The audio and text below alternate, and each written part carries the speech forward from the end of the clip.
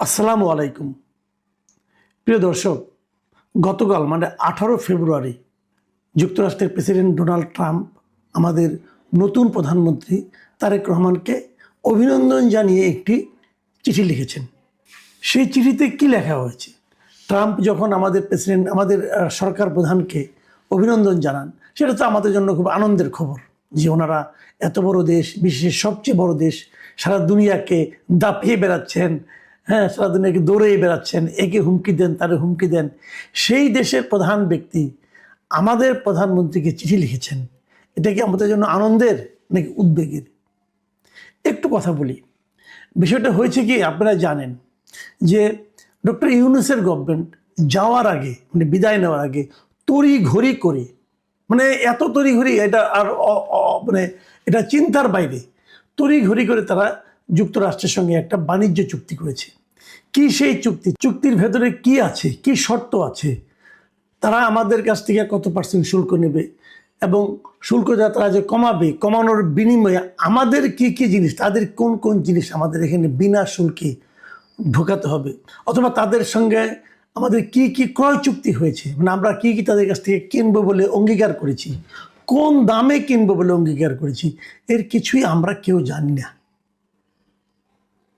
তো এই চুক্তিটা আসলে কোথায় নিয়ে ঠেকাবে আমাদের, এটা মানে নিয়ে কোনো আলোচনাও হয়নি। এবং যুক্তরাষ্ট্রের প্রেসিডেন্ট যিনি অভিনন্দন জানিয়েছেন, সেই অভিনন্দনের ভাষাটা শুনলে আপনি বুঝবেন তাদের মূল লক্ষ্য ছিল চুক্তিটা। দেখুন উনি কি বলেছেন। উনি লিখেছেন চিঠিতে যে যুক্তরাষ্ট্রের জনগণের পক্ষ থেকে আমি আপনার ঐতিহাসিক নির্বাচনে জয়ের জন্য আপনাকে অভিনন্দন জানাচ্ছি এবং গণপ্রজাতন্ত্রী বাংলাদেশের প্রধানমন্ত্রী হিসাবে আপনার সফল মেয়াদ কামনা করছি।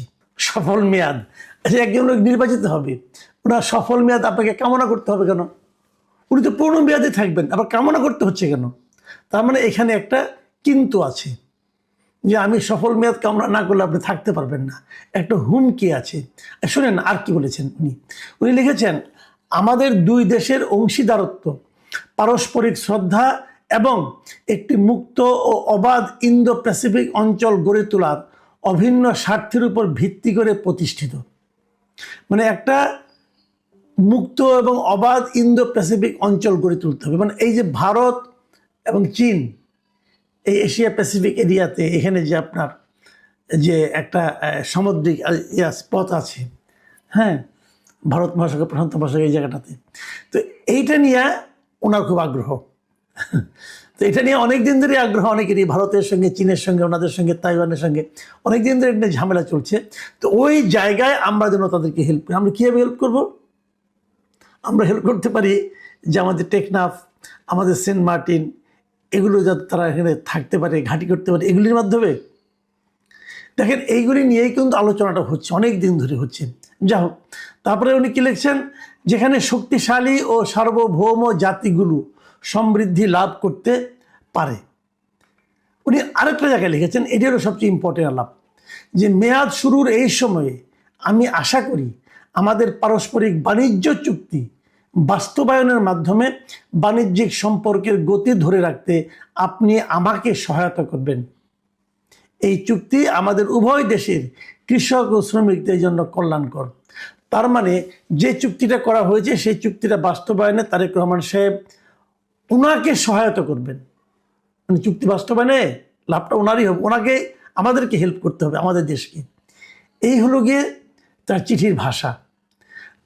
কেন এই চুক্তিটা করা হয়েছিল ওই সময় তড়িঘড়ি করে, এটা নিয়ে অনেক কথা হয়েছে। কিন্তু যে এই চুক্তিগুলো তারা এমনভাবে করছিল যে বলতে পারতো, কিন্তু ডক্টর ইউনূস বলতে পারতো না যে আমাদের যাওয়ার সময় হয়েছে, আমরা এখন চুক্তি করব না, নতুন সরকার আসবে তারা চুক্তি করবে, তারা জানবে তারা কীভাবে দেশ পরিচালনা করবে।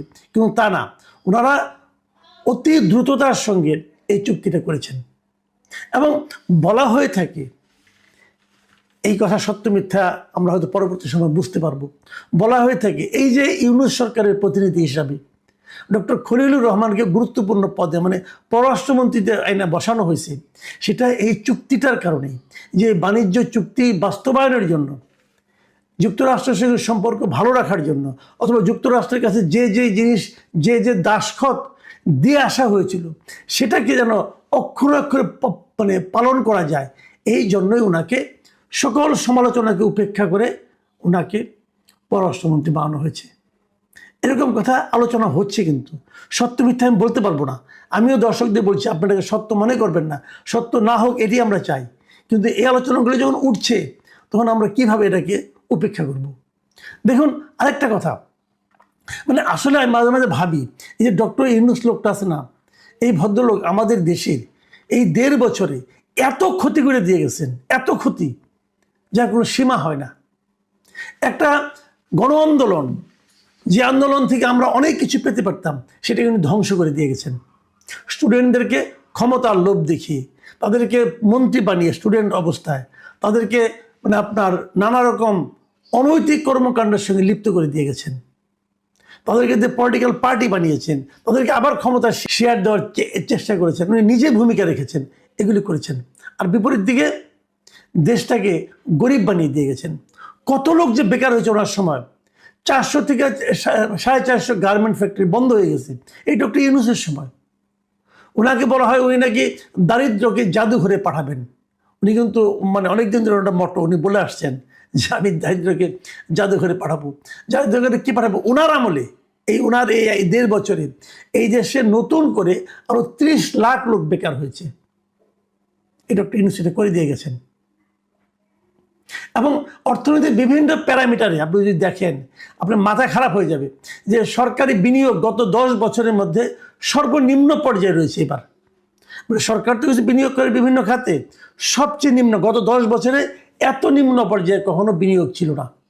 নট অনলি দ্যাট, খেলাপিরি নিয়ে আমরা কথা বলি, সারা দুনিয়াতে এত খেলাপিরি আর কোথাও না যেটা ওনার সময় হয়েছে। এই 2025 সালে যে 30শে সেপ্টেম্বর পর্যন্ত গত বছরের, এটা তো প্রান্তিক ধরে ধরে হিসাব করে, এই প্রান্তিকে আমাদের এখানে খেলাপি ঋণের পরিমাণ হলো এই সময়ে 6,44,515 কোটি টাকা। 6,44,000 কোটি টাকা, ভাবেন একবার আপনি, এত টাকা কি খেলাপি ঋণ। মানে লোকজন, এই ব্যবসায়ীরা টাকাটা ব্যাংক থেকে নিয়েছে, নিয়ে আর ফেরত দিচ্ছে না। ওনারা দায়িত্ব নেওয়ার পরে সেটা কিন্তু কমে নাই, সেটা আরও বাড়ছে। আরেকটা বিষয় আপনারা যা জানবেন যে এই আমলেই বৈদেশিক ঋণের কিন্তু পরিমাণ বেড়েছে। আমাদের সারা দুনিয়ার কাছে আমাদের ঋণের পরিমাণ আগের তুলনায় অনেক বেড়েছে।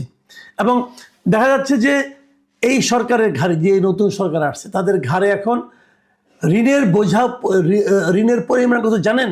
ঋণের পরিমাণ হলো 23 লাখ কোটি টাকা। মানে সরকারের কাছে বিভিন্ন জনের পাওনা 23 লাখ কোটি টাকা। সরকার কোথেকে ঋণ শোধ করবে? এই ঋণ উনি বাড়িয়ে গেছেন কিন্তু। এবং এই সময় এই সরকারের এই 1.5 বছরে উনি আরো বিদেশি ঋণ নিচ্ছে 13,000 কোটি টাকার। মানে মোটামুটি এই দেশটাকে মানে একদম মানে দারিদ্র্যের একদম সর্বনিম্ন অবস্থানে নামিয়ে ডক্টর ইউনূস চলে গেছেন। আইন শৃঙ্খলা যে ব্যবস্থা ছিল সেটাকে একদম ভেঙে দিয়ে গেছেন। মবের সংস্কৃতি চালু করেছেন উনি দেশে। কিছু হলে মব লেলিয়ে দেওয়া হয়। আর ওনার কিছু চাটুকার ছিল, এই চাটুকাররা সারাক্ষণ বলতো যে ডক্টর ইউনূস মহান, উনি অনেক কিছু করেছেন, অনেক কিছু, মানে কি যে বলতো কি যে না বলতো এর কোনো হিসাব নিকাশ নেই। এবং সেই ধারাবাহিকতাকে অক্ষুণ্ণ রাখার জন্যই এখন ওনারই লোক খলিল সাহেব এখানে আছেন কিনা আমি এটা বলতে পারবো না। তবে আমি এটা বলতে পারবো যে বর্তমান সরকার তারেক রহমানের নেতৃত্বে যে বিএনপি সরকার আছে, তাদের আগামী দিনে সরকার চালাতে ডক্টর ইউনূস যা অপকর্মগুলি করে গেছেন সেগুলোর মানে আপনার বোঝা বহন করতে মোটামুটি কষ্টই হবে। এবং যুক্তরাষ্ট্রের এই যে ঋণ, এটা কিন্তু কেবল অভিনন্দন জানানো না, ট্রাম্প কিন্তু একটা তাগাদাও দিয়েছেন যে এটা বাস্তবায়ন করতে হবে তাড়াতাড়ি। এবং হয়তো খলিল সাহেব বলবেন হ্যাঁ ইমিডিয়েট বাস্তবায়ন করতে হবে, না হলে ওনারা গোস্বা হবেন, ওনারা ঝামেলা করবেন, আপনার ক্ষমতা নড়ে যেতে পারে, এরকম নানা কথাই হতে পারে এখন। কিন্তু উনি যাই করুন, যদি উনি এটাও বাস্তবায়ন করেন এবং সে সব শর্ত মেনে নেন, ওনাদের মতো করে চলেন, তাহলে সার্বভৌমত্বটা কোথায় থাকবে? তারেক রহমান